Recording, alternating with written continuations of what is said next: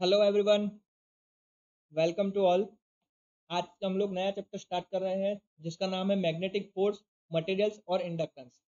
तो स्टार्टिंग में हम लोग उसका थोड़ा बहुत इंट्रो देख लेते हैं कि वो बेसिक नॉलेज ले लेते हैं कि इस चैप्टर में हमें करना क्या है। ठीक है।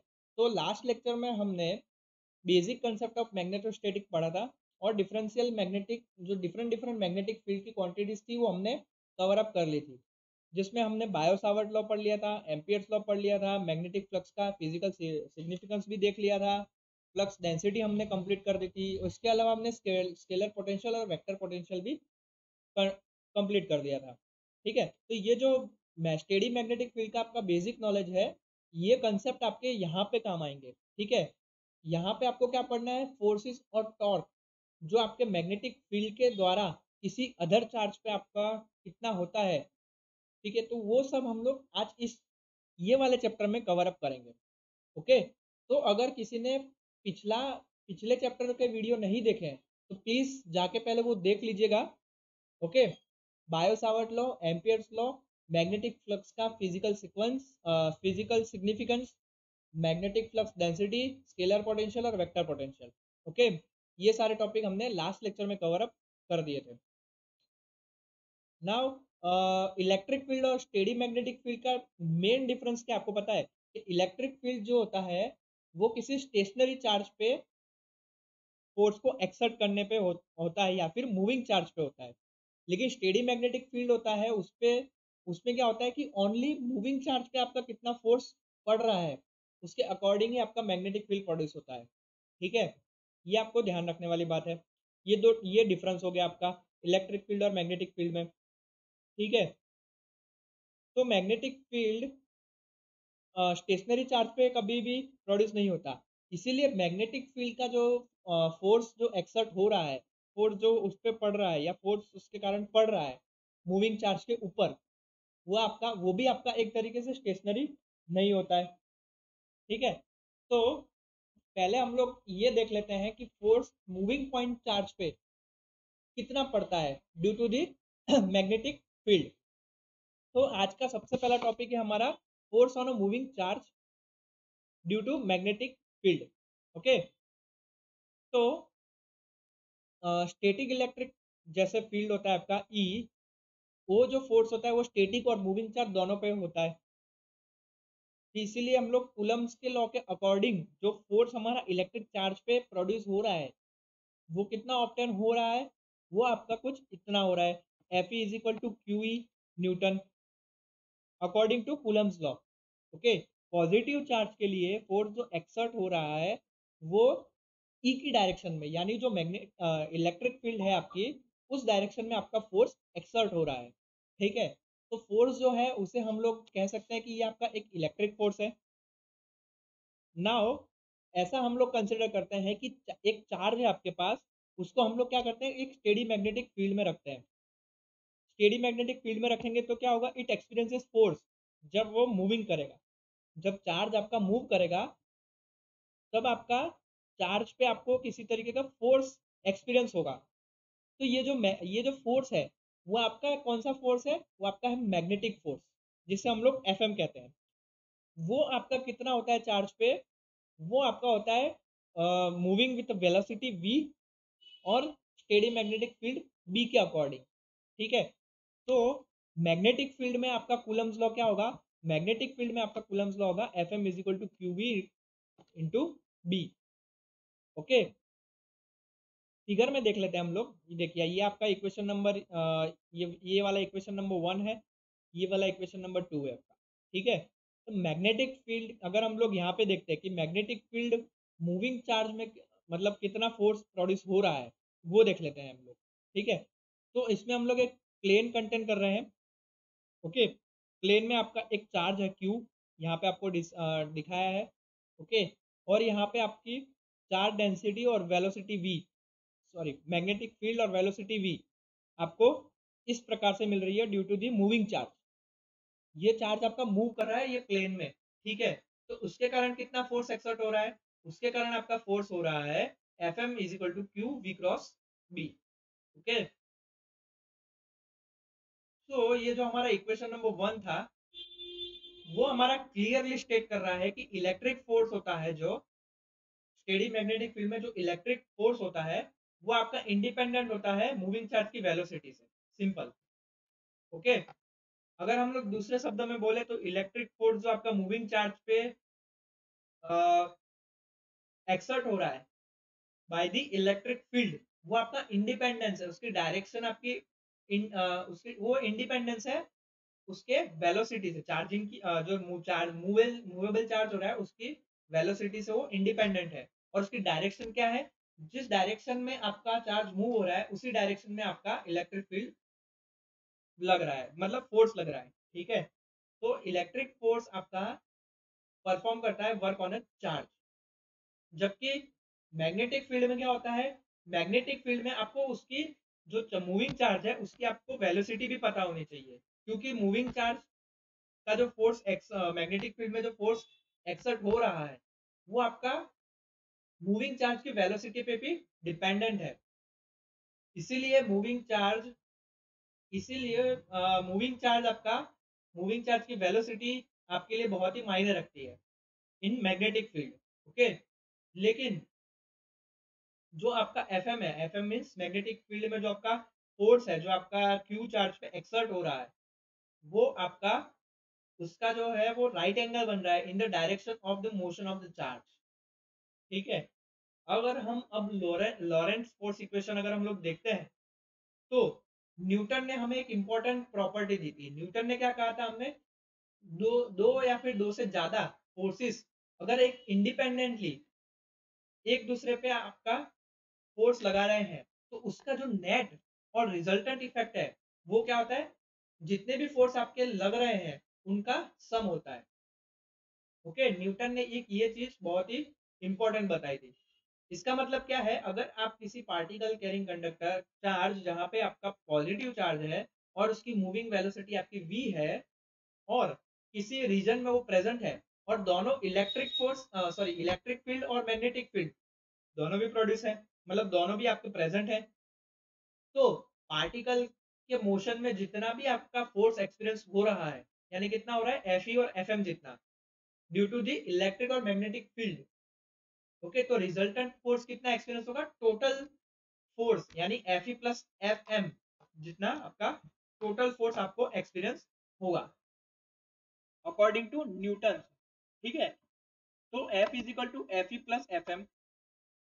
तो हमारे पास इक्वेशन नंबर 1 और इक्वेशन नंबर 2 था। अगर हम उसका सम करते हैं तो हमारे पास क्या इक्वेशन है? Q is equal to E plus V cross B newton. ये हमारा टोटल फोर्स हो रहा है, एक्सर्ट हो रहा है जहां पे जो पॉइंट हमने जो चार्ज हमने कंसिडर किया, जो मूविंग चार्ज हमने कंसिडर किया इन दिस प्लेन। ओके। तो ये जो इक्वेशन है आपका, ये आपका एक लॉरेंट्ज फोर्स इक्वेशन है जो रिलेट करता है मैकेनिकल फोर्स को इलेक्ट्रिकल फोर्स के साथ। ठीक है। अब यहाँ पे कुछ इंपॉर्टेंट पॉइंट्स हैं जो आपको ध्यान रखने हैं। पहला इंपॉर्टेंट पॉइंट क्या है कि जो आपका Q इंटू ई टर्म है, Q इंटू ई टर्म आपका डिपेंडेंट नहीं है। किस पे डिपेंडेंट नहीं है? वेलोसिटी पे।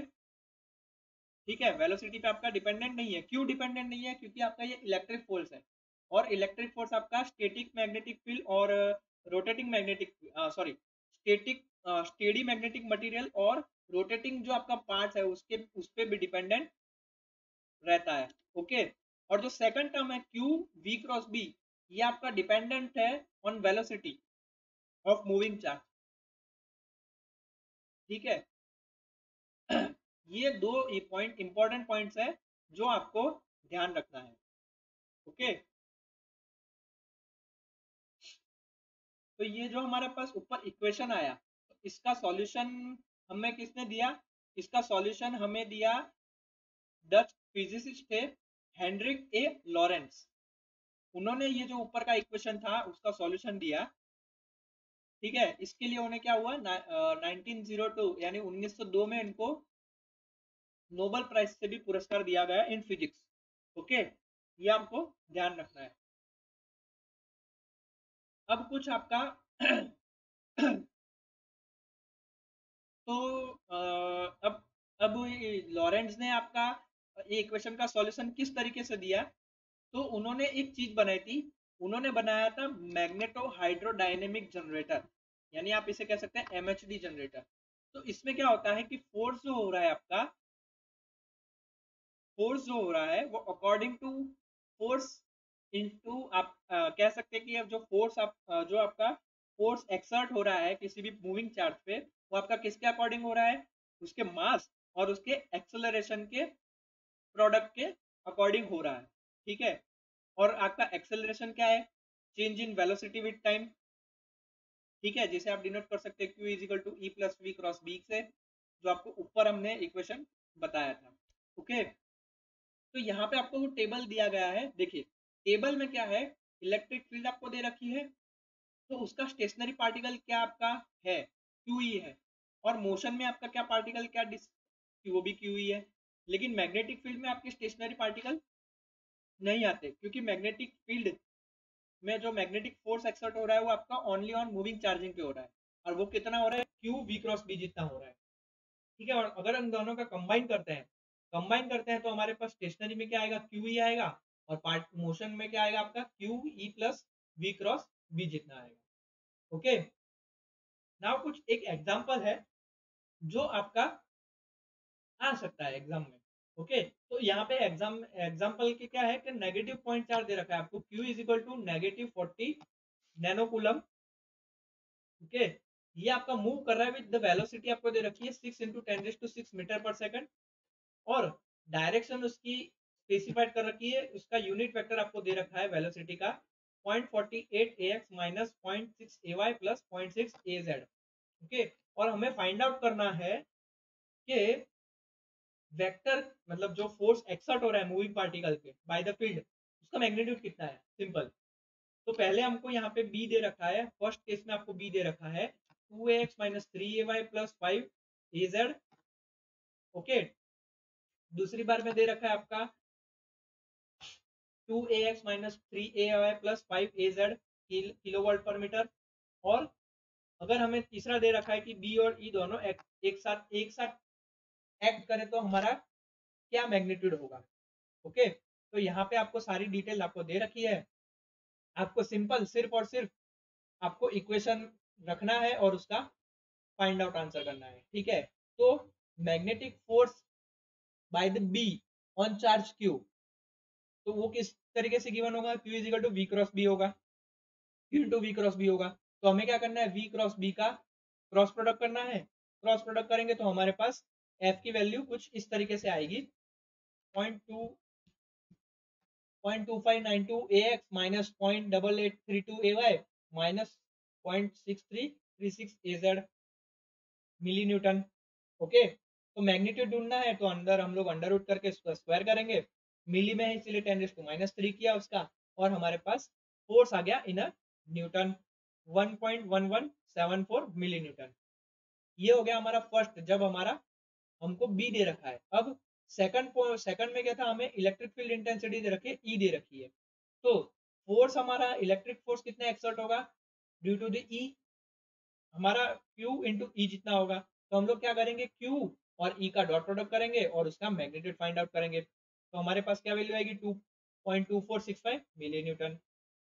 ओके, थर्ड था हमारा, अगर दोनों फोर्स एक साथ एक्ट करे तो हमारे पास कितना होगा, Fm प्लस Fe जितना होगा। तो Fm प्लस Fe अगर हम लोग फाइंड आउट करते हैं तो हमारे पास Fm प्लस Fe क्या आता है, हमारा कुछ इस तरीके का हमारा Fm प्लस Fe आता है। ओके, और इसका मैग्नीट्यूड फाइंड आउट करने पे हमारे पास क्या वैल्यू आती है 1.1443 मिली न्यूटन। ओके, तो सिंपल था ये कि फोर्स आपका मूविंग चार्ज पे कितना एक्सर्ट हो रहा है वो आपको फाइंड आउट करना था। वो आपका हो रहा है Q E plus V cross B जितना। ठीक है, तो और ये हमारा क्या है, ये हमारा लॉरेंस इक्वेशन है। ओके, तो आज का लेक्चर हम लोग इतना ही रखते हैं, हमारा एक टॉपिक हमने कवर अप कर लिया है। अगर पिछला लेक्चर का मतलब पिछले चैप्टर का किसी ने लेक्चर्स नहीं देखे हैं तो प्लीज जाके वो पहले वीडियो देख लीजिएगा, ताकि हमें आगे जो भी हमें कंसेप्ट क्लियर करने हैं वो कंसेप्ट में हमें पिछला चैप्टर हमें काम आए। ओके, तो नेक्स्ट लेक्चर में हम लोग मिलते हैं। नेक्स्ट लेक्चर में जब हम लोग मिलेंगे तब हम लोग डिफरेंशियल करंट एलिमेंट में आपका कितना फोर्स एक्सर्ट हो रहा है उसके हम लोग उसमें देखेंगे कितना फोर्स एक्सर्ट हो रहा है, और इसके अलावा डिफरेंशियल करंट एलिमेंट में आपका कितना फोर्स हो रहा है वो भी हम लोग नेक्स्ट लेक्चर में कवर अप करेंगे। ओके, टिल देन, जय हिंद।